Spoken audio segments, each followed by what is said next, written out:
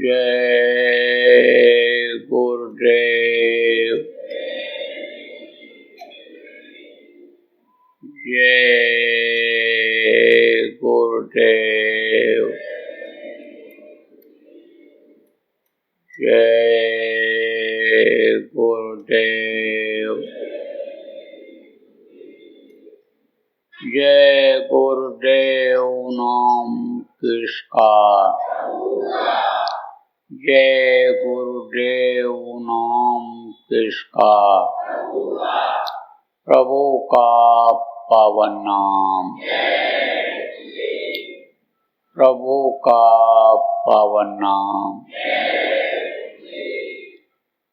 जय गुरुदेव।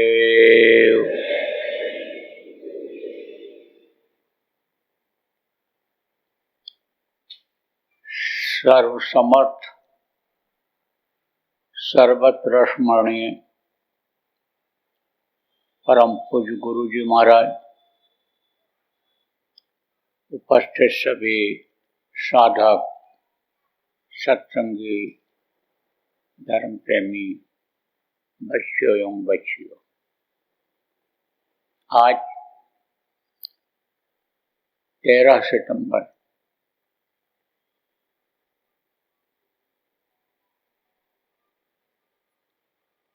2023 राजस्थान प्रांत के जोधपुर में जय गुरुदेव नगर में स्थापित आश्रम सायंकाल के ध्यान भजन की बेला में अपने लोगों को गुरु महाराज की दया से ध्यान भजन करने का अवसर मिला। ध्यान भजन की जरूरत क्यों पड़ी, सुमिरन की जरूरत क्यों पड़ी। नाम जानने और नाम के शब्द के डोर को पकड़ करके अपने आत्मा को पहुंचाने की आवश्यकता कब महसूस हुई, जब कर्मों का जटिल विधान बन गया। किसने बनाया? जिसके राज्य में, जिसके देश में, जिस मृत्युलोक में हम आप रहते हैं, उन्होंने बनाया। और जब से कर्मों का जटिल विधान बना, तब से जीव निष्कर्म नहीं रहा। जब सृष्टि बनी थी, सबसे पहला युग सतयुग का था, तब जीव निष्कर्म था। निष्कर्म किसको कहते हैं? जिनमें कोई भी पाप और पुण्य का अंश मात्र न हो, किसी भी तरह का बुरा कर्म न हो, वो निष्कर्म होता है। निष्कर्म थे जीव, लेकिन जब कर्मों का विधान बन गया, तब उससे कोई छुटकारा नहीं पाया। चाहे महापुरुष रहे हों, चाहे अवतारिक शक्तियां रही हों, ऋषि मुनि रहे हों, नायक रहे हों, परिवर्तन करने में मदद किए हों, कोई भी उससे बच नहीं पाए। धृतराष्ट्र ने कृष्ण से पूछा था कि मैं अंधा क्यों हो गया। तब उन्होंने कहा, तुम्हारे कर्म खराब थे। बोले, इस जन्म में तो मैंने कोई बुरा कर्म किया ही नहीं। कहा, पिछले जन्म में। अब आप सोचो, ये कर्मों का जो विधान है, एक जन्म में अगर नहीं कट पाया, तो दूसरा जन्म जब जीव लेता है तो उसमें भोगना पड़ता है। बहुत मुश्किल है। कई कई जन्मों के कर्म जमा रहते हैं। तब उन्होंने कहा, धृतराष्ट्र ने कृष्ण से कहा था कि मैंने कोई बुरा कर्म नहीं किया। कृष्ण ने कहा पीछे देखो। बोले 100 जन्मों का मुझे याद है, 100 जन्म पीछे तक मैंने कोई बुरा कर्म नहीं किया। और पीछे देखो 106 जन्म के पीछे जो उनसे बुरा कर्म बन गया था, उसकी वजह से उनको अंधा होना पड़ा। कर्मों का बड़ा जटिल विधान। लेकिन कहते हैं कि जैसे पजामा सिलवाते हैं और उसको बांधने के लिए उसमें नाड़ा डालते हैं, तो जब बांधते हैं तो उसको खोलने का तरीका भी निकाल रखते हैं। जकड़ के नहीं बांध देते हैं, खोलने का तरीका रहता है। क्योंकि पजामा खोल करके टट्टे पेशाब किया जाता है, मलमूत्र त्याग किया जाता है, तो उपाय रहता है, कुछ न कुछ उपाय रहता ही रहता है। सब ऐसे जो है सिस्टम में यह है। कहा कर्म फांस छूटे नहीं, कहते करो उपाय, सदगुरु मिले तो छूटी हैं और नहीं तो भटका खाए। कहते हैं कि सदगुरु ही कर्मों के बंधन को छुड़वा सकते हैं। उनको तरीका मालूम होता है, क्योंकि वो उस्ताद होते हैं। उनका दांव खाली नहीं जाता है। कहते हैं कि वो जो तीर छोड़ते हैं, सतगुरु मेरा सूरमा, कहा सतगुरु मेरा सूरमा है। छोड़े शब्द बिरंग, शब्द यानी समझो कि शब्द बिरंगी बाण, यानी शब्द जो यानी शब्दों का बाण से बींध देते हैं। और मेरा मारा यदि दिए तो फिर ना डरूं कमान, फिर हाथ में फिर न लूं कमान, हाथ में कमान फिर नहीं लेते हैं। शब्द से ही वो परिवर्तन लाते हैं, समझा करके परिवर्तन लाते हैं। कितने को बदल देते हैं। देखो शब्दों से ही, बातों से ही आदमी के अंदर बुराइयां आ जाती हैं और बात से अच्छाई पकड़ लेता है। गलत आदमियों का साथ हो गया, गलत लोगों का साथ पड़ गया, तो समझा समझा करके और दिल दिमाग को बदल देता है, बुराइयों की तरफ आदमी चला जाता है। उस समय उसकी बुद्धि उसी तरह की हो जाती है, अपराधी प्रवृत्ति हो जाती है। बहुत ही निर्मल क्यों न हो, दयालु प्रकृति का हो, लेकिन समझाते समझाते यानी समझो कि वो बदल जाता है। देखो साथ का असर पड़ा, किसको पड़ा? मंथरा को। मंथरा से कैकेयी का। कैकेयी कितना प्यार करते थे राम से, आपने राम कथा में सुना होगा। अपने बेटा भरत से ज्यादा, लेकिन 24 घंटा दासी के रूप में रहती थी, समझा समझा करके, और राम को 14 वर्ष के लिए जंगल भिजवा दिया। तो साथ का असर होता है। इसीलिए कहा जाता है संगत ही गुड़ होत है, संगत ही गुड़ जाए, बांस फांस और मिश्री एक भाव बिकाए। जैसे रस्सी पड़ी रहती है किसमें, मिश्री में, मिश्री के भाव भी बिक जाती है। फांस बांस के टुकड़े डाल दिए जाते हैं मिश्री में, वो भी रस्सी, वो भी जो है बांस के टुकड़े भी मिश्री के भाव बिक जाते हैं। तो साथ का असर होता है। इसीलिए कहा जाता है भाई अच्छे का आसार करो। साधकों ने मांगा भी सदगुरु से, क्या मांगा? साध संग मोह देव नित, परम गुरु दाता, या मेरे मालिक मुझे साधक का संग दो, मेरे अंदर छोटापन लाओ, लघुता से प्रभुता मिले, प्रभुता से प्रभु दूर, चींटी चावल ले चली हाथी मस्तक ढो। देखो बड़ी बड़ी घास बैसाख जेठ के महीने में जल जाती हैं, लेकिन गर्मी के महीने में भी एक दो डूब घास होती है, वो नहीं जलती है। क्यों? नानक नन्हे होए रहो, जैसे घास में डूब, और घास जल जाएंगी, डूब खूब की खूब। डूब वैसे को वैसे रहती है, इसीलिए कहा जाता है छोटे बन जाओ, दीन गरीबी मांग तेरे भले की कहूँ।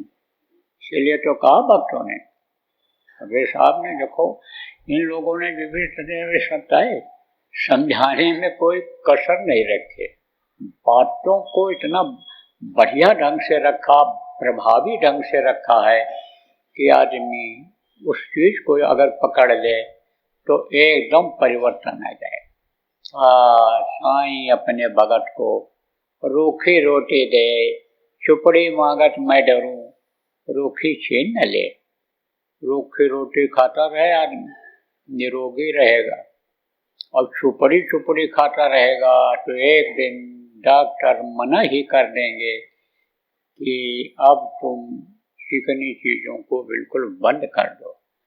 कभी कभी सब अन्न छोड़ देना पड़ता है, कहते हैं सूप पियो, किसको? सब्जी के रस को कहते हैं, सब्जी का रस पियो, फल का रस पियो, यही पिलाते हैं जब हाजमा कमजोर हो जाता है तब।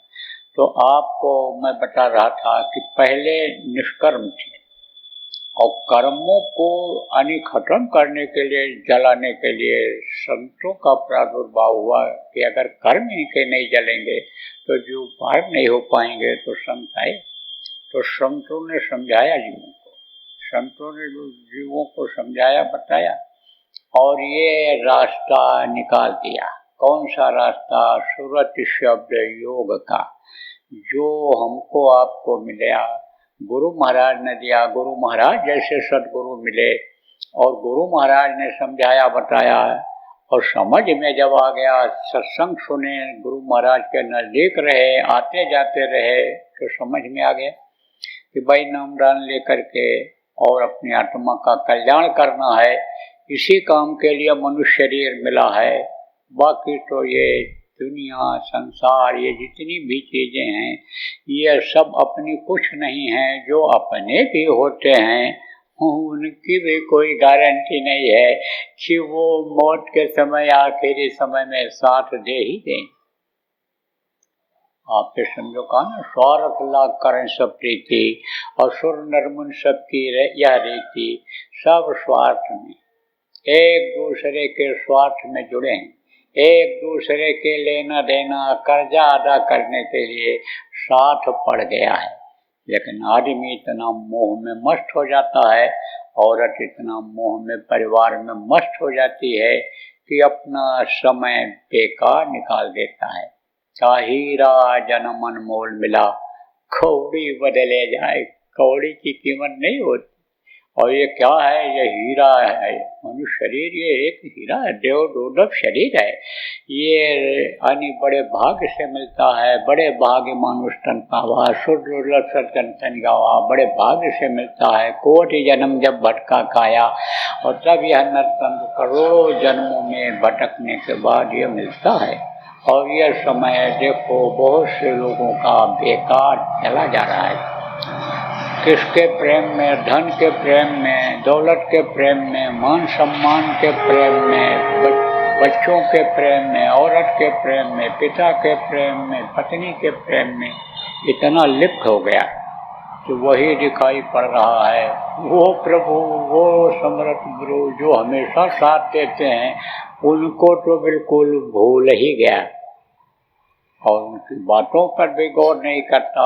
नाम दान लेने के बाद भी देखो, सत्संगी होने के बाद भी बहुत से लोगों को न गुरु याद आते हैं, न नाम याद आता है, आप ये समझो, न उनके वचन याद आते हैं, और फंसे हुए हैं किसमें? गृहस्थी को सुलझाने में। आज तक किसी की गृहस्थी सुलझी? किसी की नहीं सुलझी। जितना ही इसको सुलझाने की कोशिश की आदमी ने, उलझता चला गया। सुलझती कब है? जब समझो उल्टा काम करना बंद कर देते हैं, सुलटता तभी है। आप देखो, प्रकृति के नियम के खिलाफ आदमी काम करने लग गया, आचार विचार आहार व्यवहार का जो नियम बनाया गया उसको आदमी ने तोड़ दिया, तो कहाँ से सुलझेगा। अब ये सोच रहा है कि बस मैं ही चला रहा हूँ गाड़ी, भूल गया उस प्रभु को जो पैदा होने के पहले माँ के स्तन में दूध भर देता है, परवरिश वो करता है, देता वो है, खिलाता वो है, लेकिन उसी को भूल रहा है। एक महात्मा जी थे, पहाड़ी के ऊपर रहते थे, अपना ध्यान भजन करते रहते, उपदेश भी करते थे। महात्माओं का काम क्या है? उपदेश करना, जीवों को सुधारना। परमार्थ के कारण संतन धरा शरीर दूसरों के लिए ही आते हैं। तो गांव के लोगों का नियम था कि वहां जाया करते थे सुनने के लिए। पहाड़ी ऊंची थी तो बुढ़े बेचारे कभी कभी जा पाते थे, नौजवान लोग चले जाया करते थे। तो आदत बन जाती है, जैसे सिनेमा देखने की आदत, मोबाइल देखने की आदत, क्रिकेट देखने की आदत, बाजार घूमने की आदत बन जाती है। ऐसे सत्संग सुनने की, महात्माओं के पास जाने की भी आते जाते रहने से आदत बन जाती है। जाते रहते थे और महात्मा जी बराबर यही समझाते रहते थे कि भाई कोई किसी का नहीं, ये तो सब स्वार्थ में जुड़े हुए हैं। जब तक शरीर में बल है तब तक एक दूसरे से मोह है, कमा करके लाते हो खिलाते हो तभी आने समझो एक दूसरे का मोह है। आखिरी वक्त पर कोई किसी का नहीं होता है। तो एक नौजवान था, बोला हमारे समझ तो कुछ आ नहीं रहा है आपकी बात ही, बाकी बातें सब समझ में आ रही, लेकिन ये बात नहीं समझ में आ रही है कि कोई किसी का नहीं है। अरे हमारे परिवार में बड़ा प्रेम है, हमारी पत्नी तो कह रही आप नहीं रहोगे तो मैं जान दे दूंगी, मैं तो सती हो जाऊंगी। आप ये समझो कि हम तो मौका ही नहीं देंगे शमशान घाट तक पहुंचने के लिए। आप जैसे आपकी जान कहीं गई, मान लो कुछ हुआ, अनहोनी हुई, तो मैं तो तुरंत ही वहीं खत्म हो जाऊंगी, कैसे भी हो जान दे दूं। और मेरे पिता मेरे माता तो कहते मेरे कलेजे का टुकड़ा अभी नहीं आया, अगर मुझे आने में देर होती है तो वो तो ये बोलने लग जाते हैं, खाते पीते नहीं हैं, इंतजार करते रहते हैं, रास्ता देखते रहते हैं जब तक मैं नहीं पहुंच जाता हूँ। अरे बोले बच्चा, यही तो भूल और भ्रम है। ये दुनिया स्वार्थ में, ये बता तू कि तू क्यों प्रेम करता है पत्नी से, पिता से, माँ से। बोले पत्नी मेरी सेवा करती है, मैं आप समझो कोई चीज का आदेश देता हूँ तुरंत पालन करती है, बहुत काम करती है घर का, मुझे बहुत आराम देती है। तेरे माता पिता क्या करते हैं? तो कहा माता पिता आने समझो कि हमको उपदेश करते हैं, समझाते हैं, बताते हैं। माता पिता भी बहुत प्रेम करते हैं, कहते कलेजे का टुकड़ा है मेरे। तो तुम क्यों प्रेम करते हो माता पिता से? इसीलिए प्रेम करता हूँ कि वो हमसे प्रेम करते हैं और कहते हैं कि जो है सब बताते रहते, समझाते रहते हैं, मैं उनसे प्रेम। तो कहा ये बताओ कि तुम कमा के लाते हो? बोले कमा के तो मैं ही एक अकेले लाने वाला हूँ, वो बुजुर्ग हैं, बूढ़े हैं, और तो कोई घर में भाई और कोई है नहीं परिवार में, मैं ही लाता हूँ। तो कि जब कभी भी ऐसा तुम्हारे जीवन में अवसर आया कि तुम नहीं दे पाए, नहीं समय से मिल पाया, तो कैसा लगा तुम?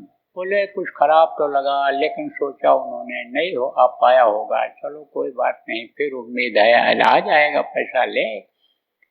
बोले अब वो आता जाता रहा, उस दिन कुछ नहीं बोले, फिर वो सवाल कर बैठा, महाराज ये चीज समझ नहीं आती, क्योंकि कोई भी बात हो, असली बात हो, सच बात हो, तो बार बार याद दिलाना पड़ता है, तब आदमी को याद रहता है, नहीं भूल जाता है। तो फिर वो यही सवाल कर बैठा। तब महात्मा जी ने कहा अच्छा तो तू यहीं ठहर जा, रुक जाए, रोक लिया और रात में बैठाया उसको ध्यान पर और कहा दोनों आंखों को एक जगह पर टिकाया, देर तक बैठा। कहा कैसा लगा? बोला अच्छा लगा। अरे कितना अच्छा लगा? महाराज अच्छा लगा। बोले अच्छा तो तू जा, आप भोजन करके सो जा। सुबह फिर बैठाया, दिन में फिर बैठा। बोले अच्छा लग रहा है? बोले बहुत अच्छा लग रहा है। अब उसकी लगन लग गई, इच्छा जग गई। फिर शाम को बैठाया और बैठाया तो दया कर दिया तो कर्म उसके गए जल, कर्म जल गए तो सूरज चढ़ने लग गई, ऊपर जाने लग गई, खींचने लग गई। खींची जब खींचे तब वो बोला अब तो बहुत आनंद आया। बोले अच्छा अब तू जा, घर चला जा। और पहुंचते ही घर में और ऐसे लेट जाना, हाथ पैर फैला करके, और खींच लेना सांसों को, प्राणों को खींच लेना ऊपर की तरफ, तो तेरा ये शरीर निर्जीव हो जाएगा। तो देखो, जब साधना की जाती है और सूरज जब चढ़ती है ऊपर, तो ये 5 प्रकार के प्राण जो आंखों के ऊपर हैं, ये जाते ये तो समझो कि साथ दे देते हैं, लेकिन ये नीचे के जो प्राण होते हैं ये खींचते हैं उसको। इनका संबंध बराबर बना रहता है, एक दूसरे का संबंध बना रहता है। तो शरीर में सड़न गलन बदबू नहीं आती और होश रहता है, काफी दूर तक होश रहता है कि हमारा शरीर पड़ा है। और जब चाहता है तो चला आता है इधर, आने में फिर देर नहीं लगती है। और फिर जब एक बार रास्ता खुल गया तो फिर जाने में देर नहीं लगती है। तो लेट गया, गिरा तो देखा, अच्छा और ये जो होता है पहचान ये है, जान लो, मान लो किसी के प्राण निकल गए, तो प्राण निकल जाते हैं तो ये यहाँ पर ऐसे, ये जो ऐसे ऐसे ऐसे करता है, ऐसे ये भी बंद हो जाता है। अगर 10 प्रकार के प्राण निकल गए, और नहीं तो ये ढुकढुकी ऐसे ऐसे ऐसे चलती रहती है। यहाँ से संबंध रहता है उसका, गले से संबंध रहता है उसका, प्राणों का। खींच करके आ जाते हैं प्राण इधर और यहाँ पर उनका संबंध रहता है, तो वो ऐसे ऐसे ऐसे ऐसे चलता रहता है, जीवात्मा की ताकत से ही चलता है। तो देखा तो होश गिरा तो अब हाथ पैर तो बिल्कुल एकदम निर्जीव हो गए, और आंखें भी, ये पुतलियां भी ऊपर की तरफ ऐसे ऐसे चलने लग गई, ऐसे थोड़ी टेढ़ी हो गई। तो औरत बना रही थी खीर बना रही थी, दौड़ करके आई, देखा अरे ये तो खत्म हो, हाथ पैर हिलाया, बुलवाया, अब सिर हिलाया, ऐसे कुछ नहीं। उस समय तो इन्होंने और खींच लिया उधर। अब उसके बाद में समझो सोची वो कि भाई अभी अगर हम आवाज लगा देंगे, रोने लगेंगे, तो इनका संस्कार जब तक नहीं होगा तब तक भूखा रहना पड़ेगा। तो लाओ चलो खीर तैयार है तो पी लें, उसके बाद तो गई, खीर को थाली में डाला, इधर उधर घुमाया, ठंडा किया, फट से पी करके आई और फिर रोई, चिल्लाई। अब आए माता पिता भी धीरे धीरे आए, बोले क्या हो गया? अरे बोले इनको क्या हो गया, देखो गांव के लोग आने लग गए जब चिल्लाहट हुई। बोले भाई ये तो खत्म हो, आगे इनके प्राण तो गए निकाल। तो हुआ कि चलो अब बाहर निकालो घर में से। दरवाजा छोटा था, हाथ पैर ऐसे समझो कि फैले हुए थे, दरवाजा छोटा था। तो कहा कि अब दरवाजा जो है निकाल दिया जाए। औरत ने सोचा दरवाजा निकल जाएगा तो लगवाएगा कौन, ये बुढ़े हैं, दरवाजा कौन लगवाएगा। अब ये हुआ कि भाई दरवाजा न निकाला जाए और कोई तरीका सोचा जाए। तो कोई कहा इनको समेट दो, ऐसे तो समेटे नहीं, बिल्कुल लकड़ी जैसा हाथ पैर हो गया था, मुड़ता है जब जब टाइट हो जाता है, प्राण निकल जाते हैं, जल्दी मुड़ता ही नहीं।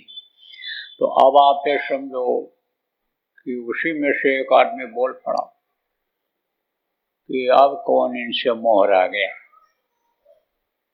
अब कौन मोह आ गया इनसे, इनको तो काट करके भी निकाला जा सकता है। अब ये सुन रहा है, तब तक कोई उसी में से बोल पड़ा, वो देखो महात्मा जी आ रहे हैं, वो देखो आ रहे हैं, उन्हीं के यहाँ से भी आया है और उनके यहाँ ये जाता था, उन्हीं से क्यों न कहा जाए कि इसको जिंदा कर दे। अब तब तक महात्मा जी पहुंच गए, धीरे धीरे इंतजार होने लग गया, महात्मा जी पहुंच गए। सब लोगों ने कहा आपका ये भगत है, चेला है आपका, आपके यहाँ जाता था, सुनने के लिए बहुत प्रेम था आपसे महाराज, इसको आप जिंदा कर दो। तब उन्होंने कहा भाई जिंदा तो ये हो सकता है, हमारे पास ऐसी जड़ी है कि हम इसको जिंदा कर सकते हैं, लेकिन जड़ी पीस करके और हम गिलास में घोलेंगे, उस गिलास को अगर कोई पी लेगा तो ये जिंदा हो जाएगा, लेकिन वो मर जाएगा। लोगों ने सोचा, कहा ये कैसे होगा? बोले हाँ जिंदा तो मैं कर सकता हूँ, लाओ। अब लोग खड़े देख रहे हैं, करते क्या हैं, क्या कैसे क्या करते हैं। बटे सिलबट्टे पर खुदे पीसे जड़ी को और पीस करके गिलास तैयार किया और गांव के जो लोग खड़े थे उनको दिखाया, ये है गिलास, पियो आप लोगों में से कोई। वो धीरे धीरे धीरे खिसकने लगे, पीछे से खिसक करके कुछ लोग दूर गए, खड़े हो गए, क्या हो रहा है, क्या होगा, कैसे। फिर बुढ़े की तरफ, बाप की तरफ गिलास दिखाया और कहा कि आप पी लो, अब तो आपकी थोड़ी ही उम्र बची है, लड़का आपका जिंदा हो जाए। बोले मैं ही तो घर की रखवाली करता हूँ, नहीं तो ये सब सो जाते हैं, चोर सब माल उठा ले जाएंगे, मैं ही तो रखवाली करता हूँ, देख रेख न करूं तो ये तो सब निश्चिंत हैं। महाराज मैं पी लूंगा तो घर बर्बाद हो जाए। माँ को दिखाया, कहा आप पी लो, आपका बेटा जिंदा हो जाएगा। तब माँ ने कहा मैं अगर नहीं रहूंगी, मर जाऊंगी, तो बुढ़ा तो अपने आप मर जाएगा, मैं ही रोटी पानी खिलाती हूँ, मैं ही ध्यान रखती हूँ, ये जो बहू है, पुत्र वधू है, यह भी कुछ ध्यान नहीं रखती है, समझ लो मैं ही घर को चला रही हूँ, मैं महाराज बताओ कैसे पी सकती हूँ। औरत को दिखाया तो औरत ने कहा अब तो ये चले ही गए, अब हम क्या करें, हम चलो मेहनत मजदूरी करके जी लेंगे, हम कैसे पी लें। महात्मा जी ने कहा भाई कोई न पियो तो हमारा प्रेमी है, हमारे पास आता था, विश्वास करता था, मैं ही पीता हूँ इसको जिंदा करने के लिए। एक आवाज में, एक स्वर में सब बोल पड़े, हाँ हाँ हाँ महाराज जी आप पी लीजिए, कौन से आपके बीवी बच्चे रोने वाले हैं, महात्मा तो परमार्थ के लिए ही आते हैं, दूसरों की भलाई के लिए ही आते हैं, और भलाई में परमार्थ में अगर आपकी जान भी चली जाए तो क्या बुरा है। महाराज की जय हो, महाराज की जय हो। अब वो महात्मा जी पी लिए उसको, गिलास को। महात्मा जी जब गिलास को पिए तो उसके पैर में गए, मारा पैर का उठ, तब उठ गया, वो मारा तो था नहीं, वो तो सांसों को अपने फिर खींच लिया शरीर में। महात्मा जी तो चल पड़े अपना, वो पीछे पीछे भागा गया। तब महात्मा जी ने फिर कहा आप क्यों पीछे पीछे आ रहा है, अरे जा अपना घर देख, अब घर में रह, अब क्यों आ रहा है? और एक कहा महाराज सब देख लिया, स्वार्थ लाग करें सब प्रीति, सुर नर मन सबकी यह रीति। अब तो हमको ये याद हो गया, ये तो लेना देना महाराज जो आप कहते थे एक दूसरे का वही है, इसी से जुड़े हुए हैं। लेकिन महाराज जो आप बताते हो इस गृहस्थ आश्रम में रहो, लिप्त मत हो, जो लेना देना कर जाए एक दूसरे का है, कमाओ खाओ खिलाओ सेवा करो सेवा ले लो। लेकिन 22 घंटा समय जो आप बताते हो कि इनके लिए निकालो, 2 घंटा समय आत्मा के लिए निकालो, ये मेरे समझ में महाराज जी आ गया। और अब तो मैं जाने वाला नहीं हूँ, आप कहोगे तभी अब जाऊंगा। और थोड़ा ये जब परेशान हो जाएं घर वाले, अपने जब ये गलती को महसूस कर लें और ये करें जय पच रघुपत जय क्षण रघुपत जस करें तही स्थल तैसे हो, यानी अपने करने से नहीं होता है, प्रभु के करने से होता है। तो अब इनके समझ में आ जाए। 2-4 दिन जब बीता तब कहा जा अब तू दोनों काम करेगा, अब तेरे समझ में आ गया, पक्का हो गया, बच्चा गृहस्थी छोड़ना ठीक नहीं है।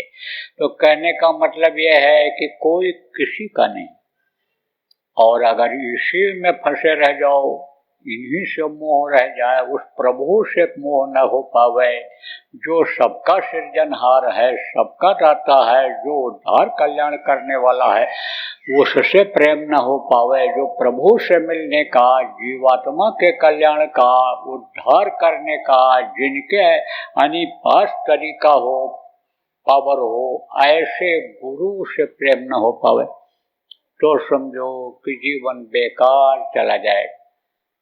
प्रेमियों कहने का मतलब यह है कि नामदान तो मिला, गुरु महाराज ने आप बहुत लोगों को नामदान दिया और सरल से सरल उपाय बताया। इसमें न कोई आपको फूल पत्ते प्रसाद लाना है देवताओं को खुश करने के लिए, न कोई गंगा जल से शरीर को पवित्र करना है, न आप समझो कि चोटी बांधना है, न ही नहाना धोना जरूरी है। इसमें तो कुछ नहीं, न अग्नि में जलना है, जैसे तपना है जैसे तपते हैं। आप समझो पंचाग्नि देने वाले जैसे एक पैर से खड़े रहते हैं, एक हाथ उठाए रहते हैं, शरीर को कष्ट देते हैं, कांटों पर सो जाते हैं, पेड़ों पर वैसे लटक जाते हैं, वो सब तो कुछ करना नहीं है। इसमें तो आराम से घर में बैठ करके सुमिरन ध्यान और भजन करना है। वो नाम जो गुरु ने दिया उसको भजना, मन तू भजो गुरु का नाम, ये 5 नाम जो आपको मिला उसको भजना है, उसको याद करना है। गुरु का नाम का मतलब ये नहीं होता है कि मनुष्य शरीर में पैदा होने वाले गुरु के शरीर का नाम जो उनके माता पिता परिजन ने रखा उस नाम को जपो, बल्कि जो वो नाम दें, दान में बख्शिश में दें, उसको तुम जपो, मन लगा करके जपो, जिनके नाम को याद करो, मन को इधर रखे करके लाओ, वहाँ उनके रूप को याद करने में लगाओ, अभ्यास करो, ध्यान करो।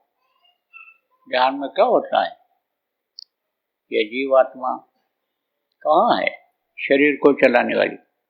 आपको बताया गया इन्हीं दोनों आंखों के बीचों बीच में बैठी हुई है, जिससे ये नीचे उतारी गई, जो सुराख से नीचे उतारी गई माँ के पेट में 5 महीना 10 दिन के बाद, उस सुराख के पास ही बैठी हुई है। उसी सुराख को तीसरी आंख कहते हैं, थर्ड आई, आत्मचक्षु नेत्र कहते हैं। उसी के पास में तीसरा थे जो जिसको छठा चक्र कहा गया। आप ये समझो, एक ये आपका गुदा चक्र, इंद्रिय चक्र, आप ये समझो नाभि चक्र, हृदय चक्र, कंठ चक्र, आप ये समझो, और इसे तीसरा तिल है आज्ञा चक्र जिसको कहा गया, वहीं पर ये जीवात्मा बैठी हुई है। इस जीवात्मा का स्थान और मन का स्थान दोनों एक ही जगह पर है। जीवात्मा का यानी समझो कि जो असर है, वो पूरे शरीर में है और मन को भी उसी से ताकत मिलती है। ये त्रिकुटी से ही मन लग गया, अपना जो इसका भंडार है मन का सूरज के साथ वहीं से लगा हुआ है। तो ये जब ऊपर में था ये यानी समझो ब्रह्मांड में था तो ब्रह्मांडी मन था, और फिर उसके बाद अंडी मन हुआ, फिर ये यानी पिंडी मन बन गया ये। तो मन भी साथ में लगा हुआ है। और मन को रस कहाँ से मिलता है, खुराक कहाँ से मिलता है, इन्हीं इंद्रियों से मन को खुराक मिलता है। तो सारी ये जो शक्ति है ये अंगूठे तक यहाँ पर जीवात्मा की फैली हुई है। तो ध्यान में क्या करते हैं, उसी शक्ति को खींच करके लाते हैं। तो जब शक्ति को खींच के लाते हैं तो पावर बढ़ जाती है, और पावर जब बढ़ जाती है तब समझो कि ये जो गांठ बंधी हुई है जड़ और चेतन की वो छूटती है और कर्म जलते हैं। ये जो चतुर्थ अंतःकरण में कर्म जमा है ये उससे जलते हैं। किससे? बराबर ध्यान लगाते रहने से। क्यों? क्योंकि वो जब ध्यान लगाओगे, मन को रोकोगे, जहाँ देखोगे आंखों से उसी जगह पर मन को रखोगे, जहाँ देखोगे उसी को मन लगा के देखोगे कि देखो ये हम देख रहे हैं, मन भी वही रहेगा और आपकी दृष्टि भी वही रहेगी। तो दृष्टि और मन जब रहेगा तो पावर बढ़ेगा, और पावर जब बढ़ेगा तब वो जो कर्म है वो जलेंगे, खत्म हो। और ये कर्मों की वजह से ये भारी है जीवात्मा, और फिर उसके बाद में ये आगे बढ़ेगी, ये आगे बढ़ेगी और बढ़ेगी तो उसमें समझो कि बाधाएं भी आएंगी। क्योंकि चार दल कमल यानी समझो कि उसके बाद में जहाँ चतुर्थ अंतःकरण का मन चित्त बुद्धि अहंकार, और फिर ये यानी जन्म अष्ट परिणामी 6 तरह की शक्तियाँ, 6 दल कमल, जहाँ ये 6 तरह की शक्तियाँ हैं। आप समझो जन्म अष्ट परिणामी वृद्ध और क्षीण, जो माँ के पेट में शक्तियाँ बच्चे को बनाती हैं, पाल पोष के बड़ा करती हैं। और ये शून्य है। कौन से शून्य? 10 प्रकार के शून्य हैं। ये सब स्थान है, शून्य स्थान है। ऊपर भी शून्य है, महाशून्य, शून्य, और ये सब शून्य है। तो आप ये समझो कि 10 शून्य कौन है यहाँ? ये काम, क्रोध, लोभ, मोह और अहंकार, और शील, क्षमा, संतोष, वीरा और विवेक, ये समझो कि 10 हैं। इनमें से निकलना मुश्किल होता है। आप ये समझो कि ये जो माया है, माया आप समझो रोकती है।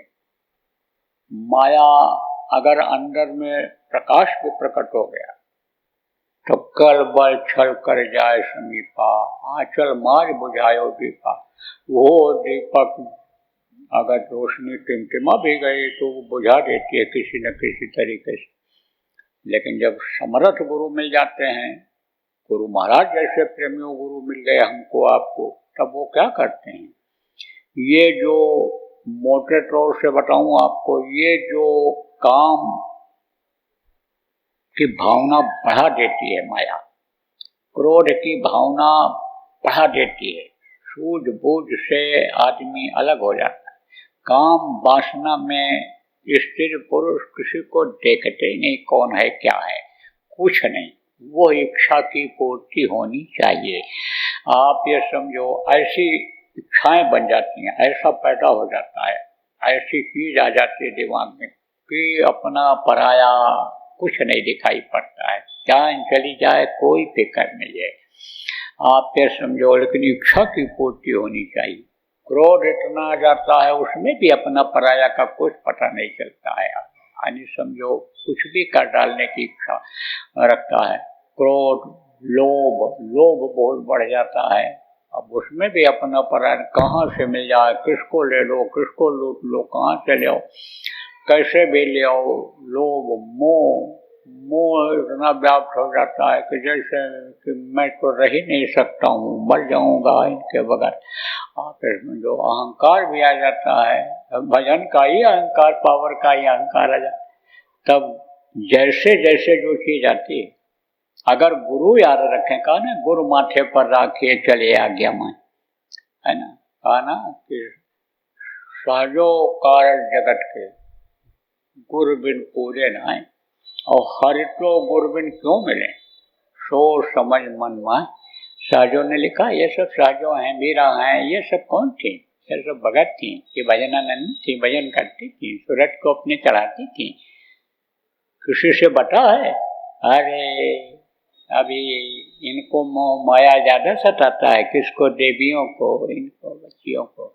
अगर ये थोड़ा सा ढीला कर दें तो इनमें ज्यादा कर्म नहीं है। आदमी घर से निकल गया, तरह तरह के कर्मों को इकट्ठा कर लेता है, पेट के चक्कर में तरह तरह का झूठ बोल देगा, बेईमानी कर लेगा, और ठगी भी कर लेता है।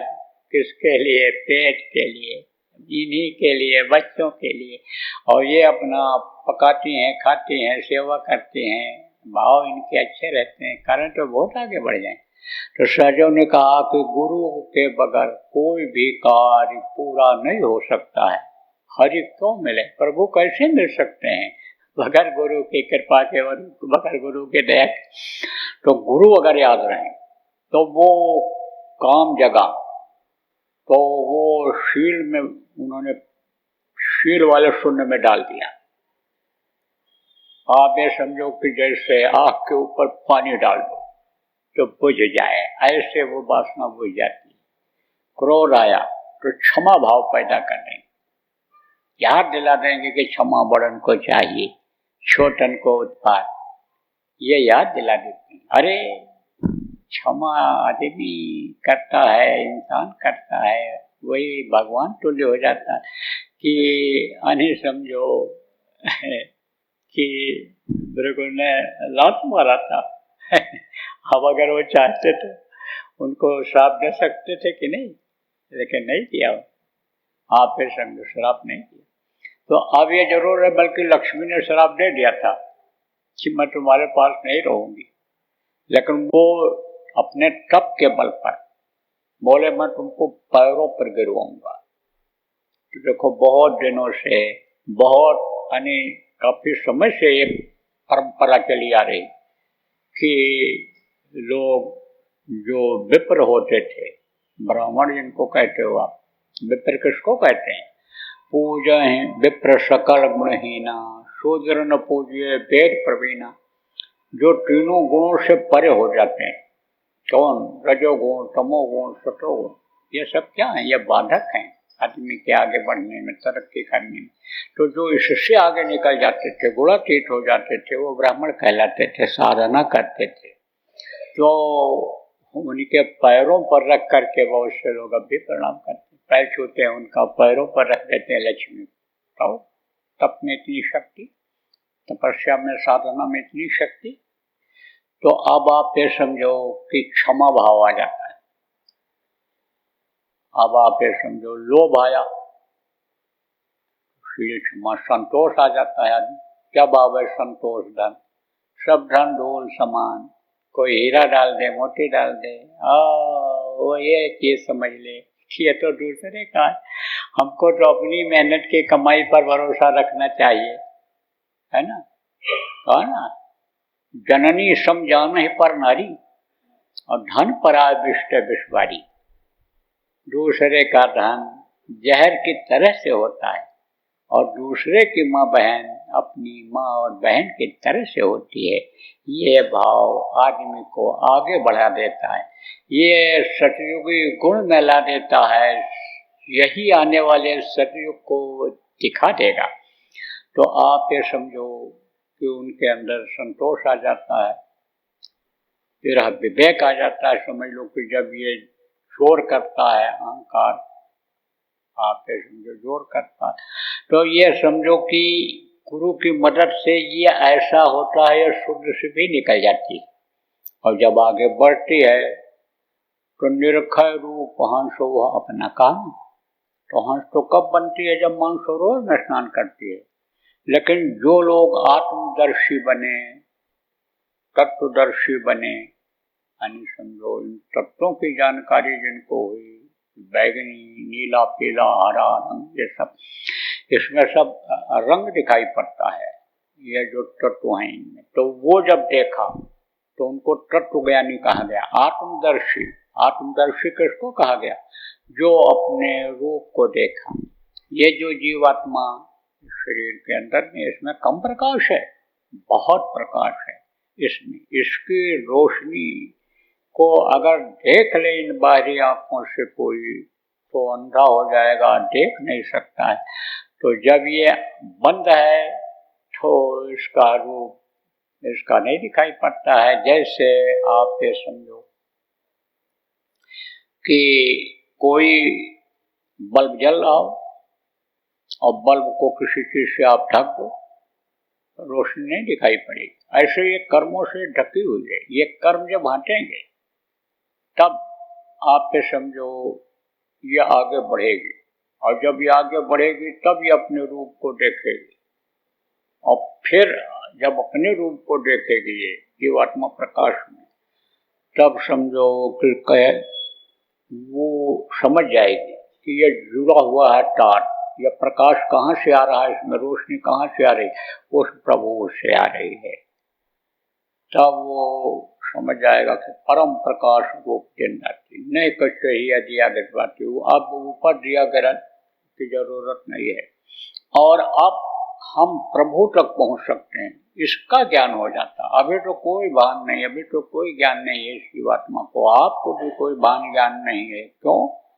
क्योंकि भूल और भ्रम के देश में हो, भूल और भ्रम का पर्दा पड़ा हुआ है, तो आपको किसी को यह विश्वास जल्दी नहीं होता है कि भगवान भी इस मनुष्य शरीर में दिखाई पड़ सकते हैं, देवी देवता भी और स्वर्ग वैकुंठ भी दिखाई पड़ सकता है। लेकिन जब उसमें पहुंच जाती है, प्रकाश में पहुंच जाती है, तब इसको भान हो जाता है, ज्ञान हो जाता है।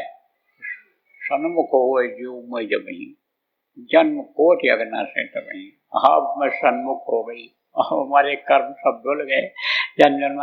अब ये हमारे कर्म आए नहीं आएंगे, अब हमारे अंदर भूल भ्रम ये नहीं पैदा करेंगे।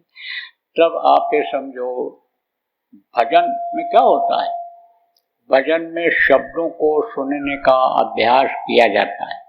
वो आयतें, वो जिसको वेदवाणी कहा गया, अनहत वेदवाणी कहा गया, उसको अनि समझो सुना जाता है, बार बार अभ्यास किया जाता है, मन को रोककर उधर से हटाया जाता है, इधर दुनिया की चीजों को नहीं सुना जाता, नहीं देखा जाता, आंख बंद करके कान बंद करके भजन किया जाता है। इसीलिए किया जाता है कि मन उधर से हट जाए। एकांत इसीलिए बताया गया क्योंकि बातचीत कोई कर रहा है तो मन उधर चला जाएगा सुनने के लिए, क्योंकि सुनता रहता है, आदि हो गया मन, कहीं न कहीं कोई न कोई चीज की तरफ मन जाता रहता है, शरीर से वही करवाता रहता है, तो इसकी आदत बन गई। लेकिन कुछ देखोगे ही नहीं, कुछ सुनोगे ही नहीं, और ये रहेगा संकल्प कि हमको शब्द के साथ इसको जोड़ना है, अपनी आत्मा को ऊपर के शब्द को सुनना है, तो मन जब रुक जाएगा, मन रुक जाएगा तो शब्द फिर पकड़ में आ जाएगा, और वो शब्द पकड़ में आ जाएगा तब आप ये समझो वो खींच लेगा। कैसे खींच लेगा? जैसे चुंबक लोहे को खींच लेता है, ऐसे ही ये समझो खींचता हुआ वो शब्द ले जाएगा।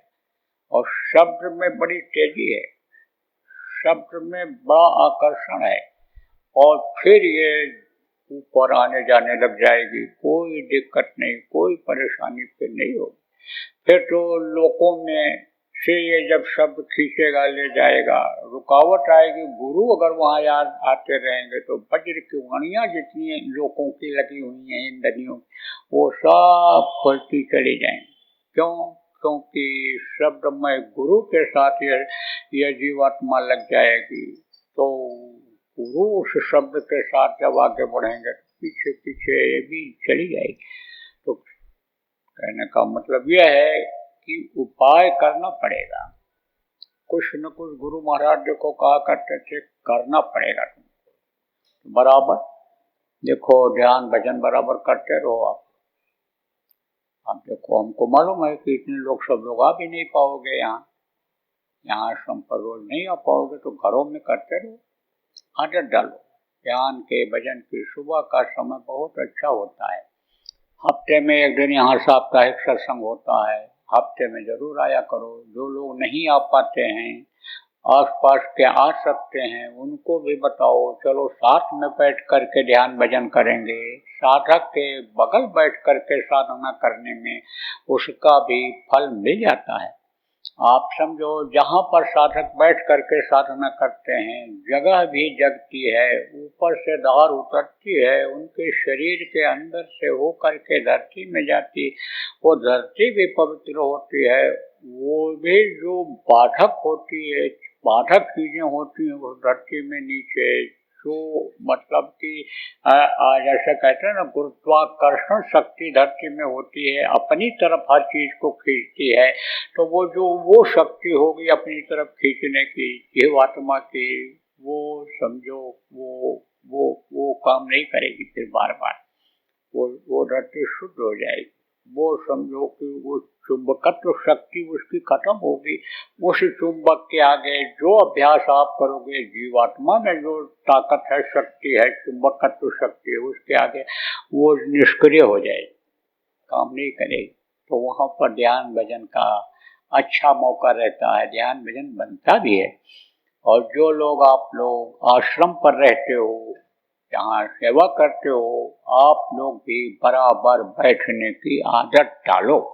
सुमिरन ध्यान भजन में सुबह के समय जब घंटी बजती है तो आप ना उठ जाओ, लेकिन पेशाब जो भी है दैनिक क्रिया कर लो और आकर के समय से बैठ करके यहाँ पर क्या करो। आप समझो कि सुस्ती मत लाओ, सुस्ती लाओ।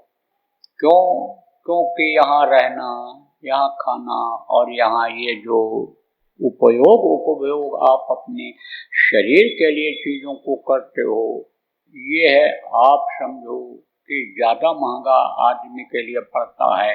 अपनी कमाई लावे और समझो कि रूखा सूखा खाए, जितनी कमाई में होगा वही खाएगा। लेकिन आश्रमों पर लोग इच्छा लेकर के देते हैं कि हमारी ये तकलीफ दूर हो जाए, हमारा ऐसा हो जाए, तो बहुत से लोग ऐसा भी धन लाते हैं और वो पचाना बड़ा मुश्किल होता है। इसलिए उसको सेवा के द्वारा, श्रमदान के द्वारा काटा जाता है। और भजन में तरक्की हो, परमार्थ में तरक्की हो, उसके लिए भजन ध्यान सुमिरन भी किया जाता है। परमार्थी सेवाएं भी, यहाँ मान लो कोई ज़्यादा सेवा नहीं है, आश्रम आपका बहुत बड़ा नहीं है, कुछ ही लोग आप रहते हो, लेकिन अपना जो उज्जैन का आश्रम है, बावल का आश्रम है और जो बड़े बड़े आश्रम हैं वहाँ सेवाएं रहती, तो श्रमदान सेवा करवाई जाती है। क्योंकि श्रमदान सेवा से वो जो कर्म लगने वाले हैं, अन्न के, पानी के, बिजली के, सोने का उपयोग जो हम लोग करेंगे, तो उससे वो कट जाए, उससे श्रमदान सेवा। और ये समझो आप कि भजन करें तो भजन करने से आत्मा का कल्याण हो, तो दोनों चीज जरूरी है।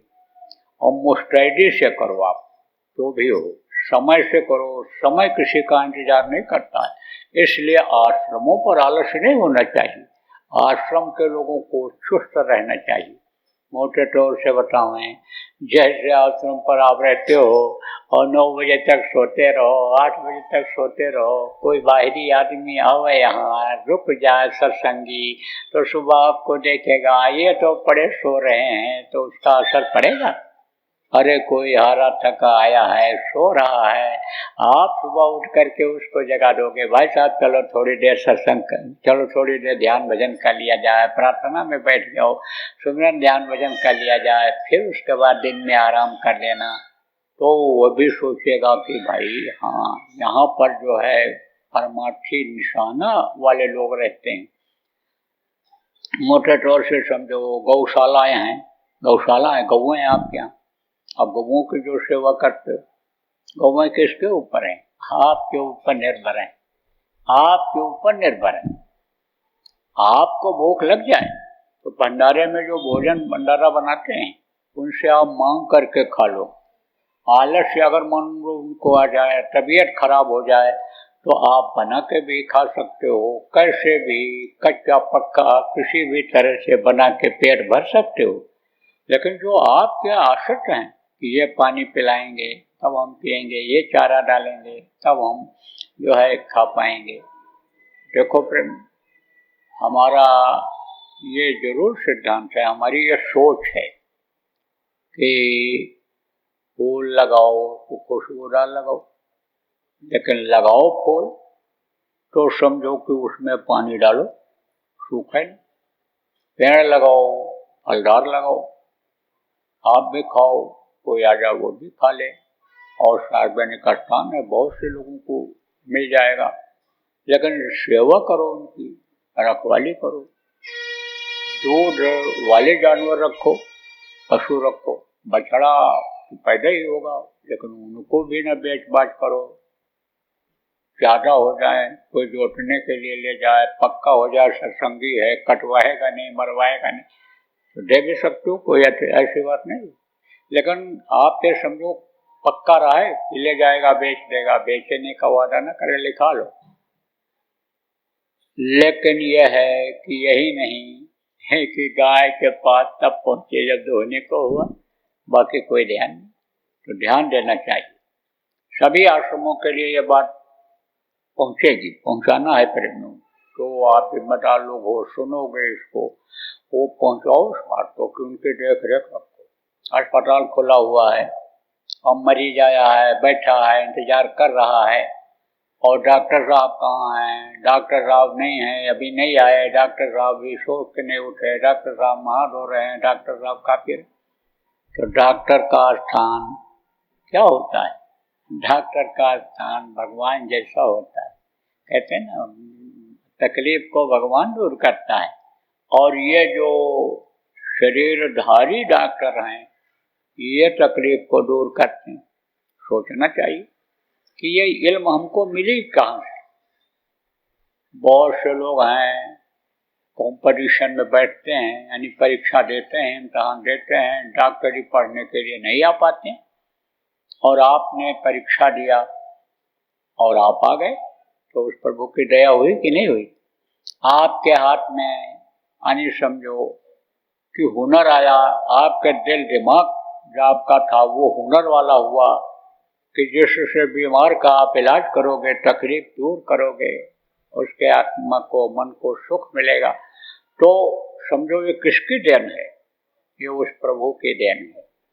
तो उसने आपके ऊपर जब इतना एहसान किया, तो उसके जीवों पर आपको एहसान करना चाहिए, सोचना चाहिए कि भाई हमारा काम तो तकलीफ दूर करना है। और किसी को तकलीफ हो, मरीज हो, बैठा हो 4-4 घंटे 6-6 घंटे बैठा रहा है, और डॉक्टर साहब आ रहे हैं, डॉक्टर साहब आ रहे हैं, आंखें थक जाएं, भगवान को याद करें तो भगवान मिल जाए, लेकिन डॉक्टर साहब न मिलें तो क्या मतलब? समय निश्चित कर लो, ये हम थोड़ा कहते हैं। समय आप निश्चित कर लो, कितने टाइम से इतने टाइम तक मरीज देखेंगे। इमरजेंसी में कोई आ जाएगा तो काम छोड़ करके देखें, बाकी अपना काम करो, भजन करो, भक्ति करो, उपदेश करो, पढ़ाई लिखाई करो, क्योंकि अनुभव जो होता है पढ़ते रहने से, जानने रहने से अनुभव बढ़ता है। तो करते रहो। 90-90 साल, 80-80 साल के बुढ़े लोग पढ़ते रहते हैं, अच्छे डॉक्टर उम्र दराज पढ़ते रहते हैं, वकील पढ़ते ही रहते हैं, किताबें रखे रहते हैं। तो यह हम मना नहीं करते हैं हर काम, लेकिन समय से सब काम होना चाहिए।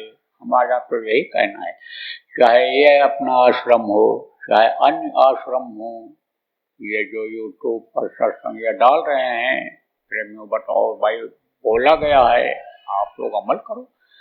आपके हाथ में यश तभी आएगा, कोई भी काम करने वाले हो, चाहे आप प्रचारक हो, चाहे आश्रम की व्यवस्था करने वाले हो, चाहे और जनहित का कार्य जो ये संस्था करती है उसको करने वाले हो, आपके हाथ में यश तभी आएगा, आपका नाम तभी होगा कि जब आप थोड़ा त्याग करोगे, जब आप सेवा की भावना अपने अंदर लाओगे, ड्यूटी पूरा करने का ध्यान जब नहीं रखोगे कि हमको सेवा करना है, ड्यूटी ही नहीं खाली पूरी करनी है, तो आपके हाथ में यश आ जाएगा। तो यश आ जाए तो यश को, कीर्ति को कोई खत्म कर सकता है?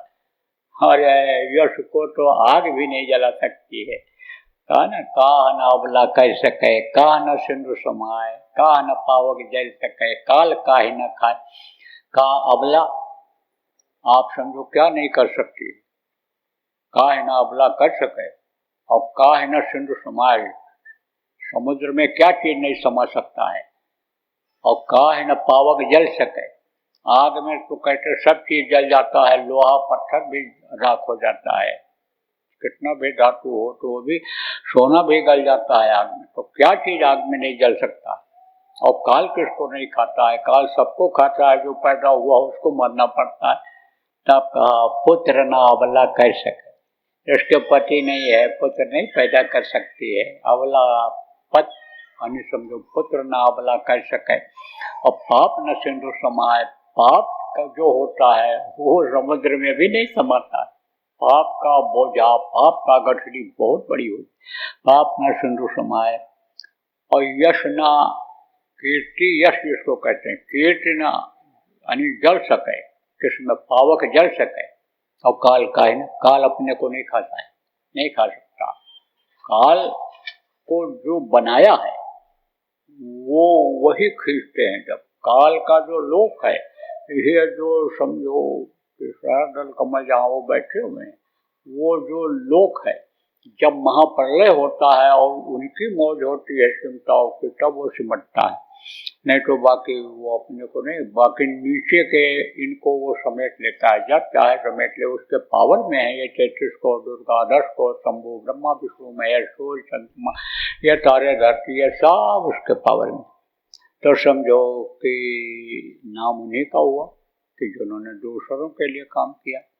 तो ये सब सोचने वाली, समझने वाली बातें हैं। छोटी छोटी बातों को आप अगर पकड़ोगे तो आपका प्रेमियों लोक भी बनेगा, परलोक भी बनेगा।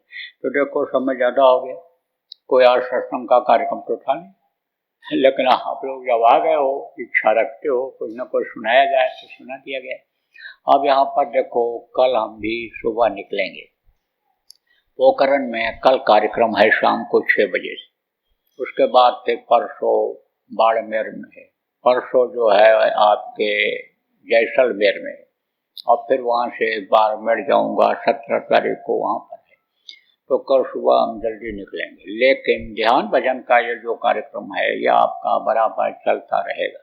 और सुबह हम भी थोड़ी देर के लिए चाहे आ जाएंगे आपके पास, लेकिन कल कुछ सुनाने वाली बात नहीं रहेगी। बोलो जय गुरुदेव, जय गुरुदेव, जय गुरुदेव, जय गुरुदेव नाम किसका, जय गुरुदेव नाम किसका, प्रभु का पावन नाम। जय गुरुदेव, जय गुरुदेव, जय गुरुदेव, जय जय गुरुदेव।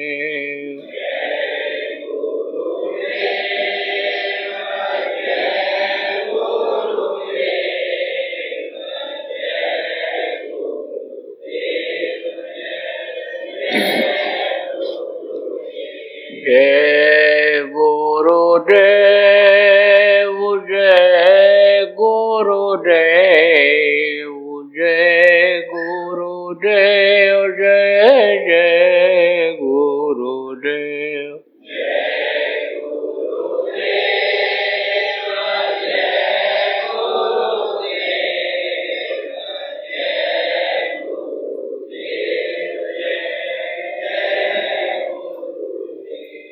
जय गुरुदेव, जय गुरुदेव,